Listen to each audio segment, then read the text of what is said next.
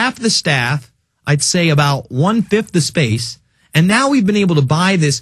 You know, if you go online, you can go and check out how it was completely gutted. And now we have construction workers over there working on the new studio. I can't give you a time frame because really it's up to the construction people how quick they're able to establish that.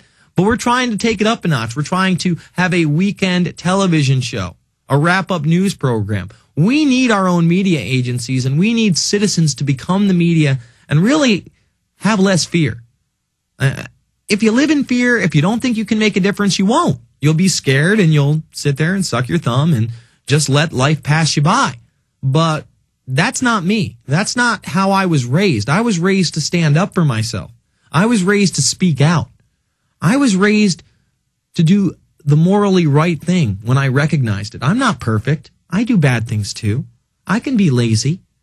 You know, I get caught up in sports as well sometimes. Right now, I'm missing American Dad and The Cleveland Show and Family Guy and The Simpsons, things I really love. I really do love those things. Still, I think they're some of the smartest things that are on television, even though to a large extent some of them are pretty, dumbed down and really do go for the lowest common denominator. But I'm missing them because this is more important. This show reaches thousands of people and then tens of thousands of people. And then those tens of thousands of people try to wake up their friends and family. And I'm always telling people, try to find some common ground with somebody first, and then use that common ground to expand on the information. Let me give you an example. I was in a bar the other night, and somebody picked up on this conversation that me and Michael McWhirter, who does graphics for a lot of the movies out here, he's been working on films with Alex since Terror Storm. Me and McWhirter are sitting there having a beer, and I was talking about how I had to be in studio to be on air, and the guy next to me, he said, "Oh, on air, what do you do?" And I just looked at him. I said, "You ever heard of Alex Jones?" And he's like, "Oh, I know who Alex Jones is." And I'm like, "Yeah, well, I substitute host for Alex Jones, and I have my own program." And he's like, "Well, are you a libertarian?" And I said, "Well, I wouldn't even label myself as a libertarian. I just don't buy into the crap of both parties, and I'm a constitutionalist and somebody who's for the Bill of Rights." So this guy's, "Well, I just recently joined the Libertarian Party, and Jimmy Vaughn is a part of it here, and it does some really good things." And we started getting into a conversation, and he wasn't particularly religious, and he was saying to me at one point, he said, "Man, what I really can't stand is when those Christians get up here and they preach this and that." And I said, whoa. All right, let's stop. Let's pull it back. We just agreed on some things here. But I said, you probably think that George Bush is a Christian. He's like, "Yeah, of course." And I said, "Sir, he's not a Christian at all." And I explained to him about the Bohemian Grove Club. And he's like, "Oh, I've never heard of that before." And I said to him, "Well, you know what the Frost Bank Tower is here?" And he's like, "You're talking about the Owl Building." And I said, "Yeah." And he said, "Well, what is that, kind of their logo or something?" I said, "Well, actually, the owl is one of their logos."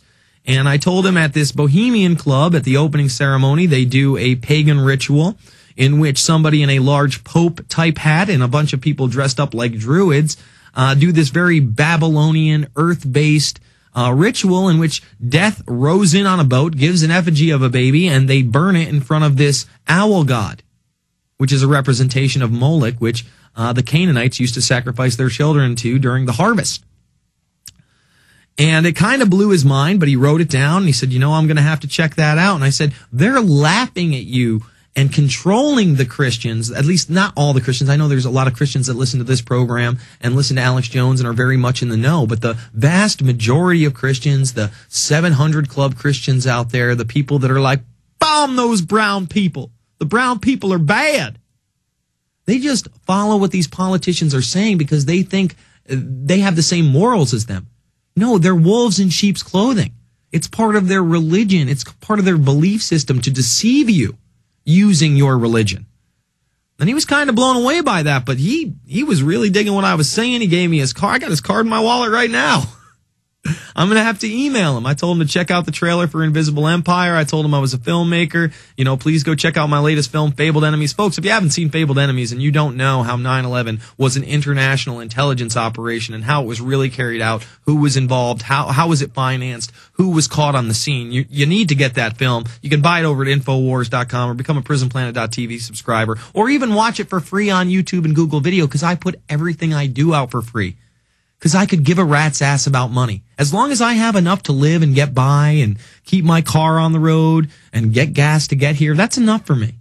You know, I don't need diamonds and gold. I don't need to be rocking jewelry. I'm not a big-time rap star. It's not about the bling to me. You know, it's about humanity. It's about our struggle to take on evil. Good and evil have always existed throughout history. And by God, I'm going to be on the side of good. Because I don't want to be a subject of evil. I don't want to be a sociopath that gets off on screwing people, on hurting people. I don't take pleasure in those types of things. But the elite do. All right, let's continue with the callers. Let's go to Jason in Ohio. Jason, you're on the line. Hi, Jason. How you doing? All right. Yeah, I was going to speak about something earlier, actually. You kind of mentioned it was just mainly like how they keep preparing us for like everything. They got like the Girl Scouts, you know, the brown shirts. Mm-hmm. They've got like our school kids dressing like, you know, to like their specifications. Mm-hmm. You know, everything like that. Hold over, Jason. But you know, last night I was in the bar, right? And I'm sitting there, and it's a big DJ party, and everybody's bouncing. But they've got cable up on the screen on the right-hand side of me. And I look up, and what do I see? City Year. Serve a year, change the world. I am change. They're jumping off on the Obama phenomenon to indoctrinate your kids into a Nazi youth organization. We're going to come back with Jason and much more after this. It's the Infowarrior.